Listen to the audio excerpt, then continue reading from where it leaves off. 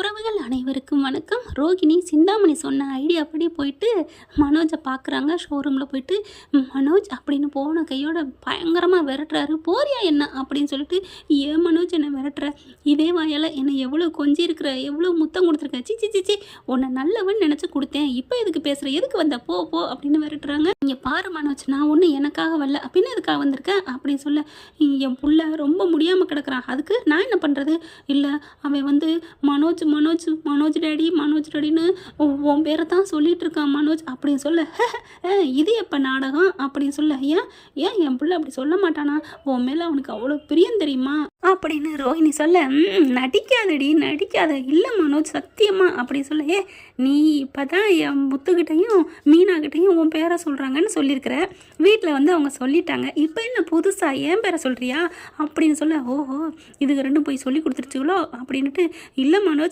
அவங்க ரெண்டு பேரையும் சொன்னந்தான் இல்லைங்கள, அதுக்கப்புறம் மனோஜ் டாடின்னு ஒன்றை தான் என் புள்ள புலம்புறான் தெரியுமா அப்படி சொல்ல, இந்த கம்பி கட்டுற வேலையெல்லாம் அதுங்க ரெண்டு வேணா நம்புங்க, நான் நம்ப மாட்டேன், மரியாதையை போடி அப்படின்னு கழுத்தை பிடிச்சி வெளியே தள்ளுறாரு.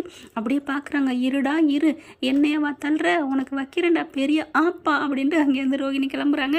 அதுக்கப்புறம் அந்த வீடியோ எடுத்தாங்க பார்த்தீங்களா, சத்யாவும் ரேகாவும் பேசிக்கிட்டு இருந்ததை அந்த வீடியோ கொண்டு போய் சிந்தாமணிட்டையும் காமிச்சிடுறாங்க. காமிச்சதுக்கப்புறம் சும்மா விட மாட்டேன் அவளை அப்படின்னு சொல்லிட்டு செம்ம காண்டாகிறாங்க. போயிட்டு சத்யாவை பிடிச்சி வெளுத்து வாங்குறாங்க.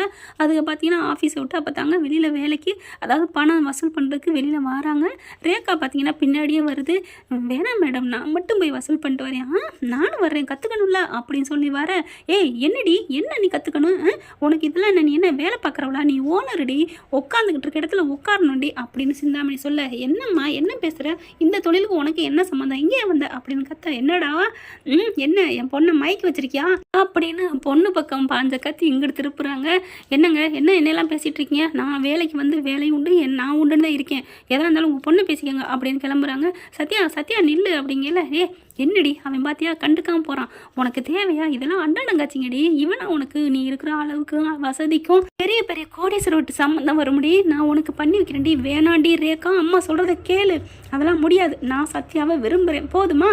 அதை சொன்ன உடனே அப்படியே சிந்தாமணிக்கு உயிர் போகுது. என்னடி சொல்கிற, அப்போ நிஜமாவே லவ் பண்ணுறீங்களா, ஏன் அப்போ நீ இப்போ நேரம் வரைக்கும் சண்டை போட்டது நிஜமாக லவ் பண்ணணும்னு தெரிஞ்சு பண்ணலையா, திட்டலையா, நான் சும்மா தாண்டி கேட்டேன், ஏதோ சும்மா பேசுகிறீங்க வைக்கிறேன்னு மிரட்டி வைப்போம்னு, அப்போ உண்மையிலே லவ் பண்ணுறீங்களா, லவ் பண்ணுறீங்களா, இல்லை லவ் பண்ணுறியான்னு கேளு, நான் தான் லவ் பண்ணுறேன், சத்யா உன்ன மாதிரிலாம் இல்லை பணங்காசு கிடைக்குதுன்னு கபக்குன்னு அள்ளிக்கிறதுக்கு, அவர் நல்ல மனுஷன், நல்ல வளர்ப்போட தம்பி, அவர் முடியாதுன்னு சொல்லிட்டாரு போதுமா, சும்மா அவரை ஏதாவது மிரட்டுறவெல்லாம் வச்சுக்காத அப்படின்னு ரேகா போகிறாங்க. சிந்தாமணியால் சும்மா இருக்க முடியலைங்க. அவன் போகிற வழியை சொல்லிட்டு, இந்த இடத்துக்கு போகிறான், இந்த ஸ்பாட்டுக்கு நீங்கள் சீக்கிரம் அவனை அடித்து தூக்குங்கடா அப்படின்னு சிந்தாமணி சொல்லிடுது. விடுக்கா நான் பார்த்துக்கிறேன் அப்படின்னு சொல்லிட்டு சத்யா எங்கே போகிறேன்னு சொல்லிட்டு கரெக்டாக தனியாக போகிற நேரம் பார்த்து தூக்கிடுறாங்க. தட்டி தூக்குனதையோட ஆஸ்பத்திரியில் போய் சேர்க்குறாங்க. அங்கே இருக்கவங்கெல்லாம் சேர்த்த கையோட அந்த நம்பரை வச்சு ஃபோன் பண்ணி சொல்லிடுறாங்க. ரேகாவுக்கும் பண்ணிடுறாங்க, மீனாவுக்கும், அவங்க தான் கடைசி டயரில் இருந்துச்சா, அதனால எல்லாரும் அலறி அடித்து ஓடுறாங்க.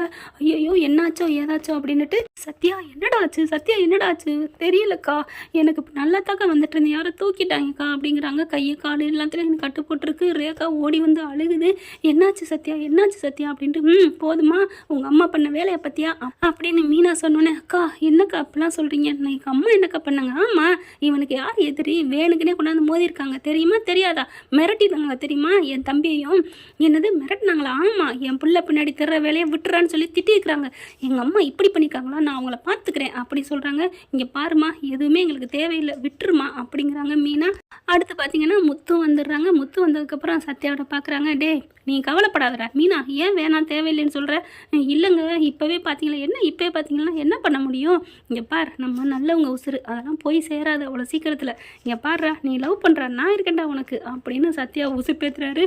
மாமா அது வந்து மாமா எதுக்குடா உன் மனசில் ஆசை இருக்கா இல்லையா, இருக்குது அப்படின்னு சொன்னோன்னே ரேகா என்ன பண்ணுறாங்க, எல்லாரும் இருக்கையில் கூட டக்குன்னு எந்திரிச்சு போய் சத்யாவுக்கு கிஸ்ஸை கொடுத்துட்றாங்க. உடனே முத்து ஐயோ அப்படின்னு வெக்கப்பட்டு திரும்புகிறாங்க. மீனாவும் திரும்புகிறாங்க. ரேகா என்ன அப்படின்னு சொல்லலை, சும்மா இரு சத்யா, உன் மனசில் நான் இல்லைன்னு நினச்சிக்கிட்டு பயத்தில் ஒதுங்கி தள்ளி நின்னேன், இப்போ எப்போ உன் மனசில் நான் இருக்கேன்னு சொன்னியோ அப்புறம் எப்படி நான் தனியாக போக முடியும், நான் கிஸ்ஸை கொடுத்து தான் தீருவேன் அப்படின்னு கட்டி பிடிச்சிக்கிறாங்க ரேகா.